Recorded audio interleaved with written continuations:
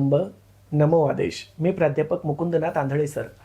आज या ठिकाणी माझ्यासोबत जो हा नवयुवक बसलेला आहे हा आहे कुणाल जोशी, राहणारा बालाजी फरस परिसर देऊळगाव राजा. यांनी आज तब्बल एकूण 9 साड्या या ठिकाणी जगदंबेची ओटी भरण्यासाठी आणल्या आणि या 9 साड्यांनी त्यांनी या ठिकाणी जगदंबेची ओटी भरली. तर मला सुद्धा साहजिकच नवल वाटलं की भक्त येतात तर साधारणतः एक साडी आणतात किंवा 3 साड्यांचा नवस करतात.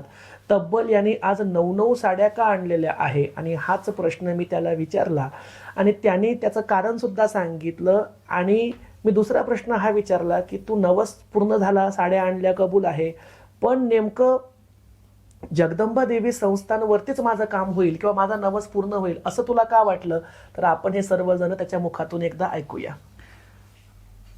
आमचं कुलदैवत माहूरची देवी जगदंबा आहे. तर माहूरच्या देवीवर माझा जेवढा विश्वास होता तेवढाच विश्वास माझा या देवीवर होता. कारण माहूरचे पुजारी इथे येताना मी बऱ्याचदा बघतो आणि ते इथे देवीला सारखे येत राहतात. त्यामुळे माझा एक हा विश्वास होता आणि भाऊंवर पण माझा एक विश्वास होता. त्यामुळे मला त्या परिस्थितीमध्ये असं वाटलं की प्रति माहूरची देवी ही माझं काम इथे होऊ शकतं. म्हणून मी नेमकं काय संकट आलं होतं कुटुंबावरती तेही सांग. कुटुंबावरती असं संकट आलं होतं की माझ्या आईला किडनीचा प्रॉब्लेम झाला होता आणि हे अचानक एका रात्रीतून घडलं आणि अगदी म्हणजे मरणाच्या दारातून आम्ही वापस आलो हे आम्हाला माहिती, कारण आम्ही तिथे होतो. तर त्यामुळे ह्या 9 साड्यात आईच्या जीवापेक्षा काहीच मोठं नव्हतं माझ्यासाठी.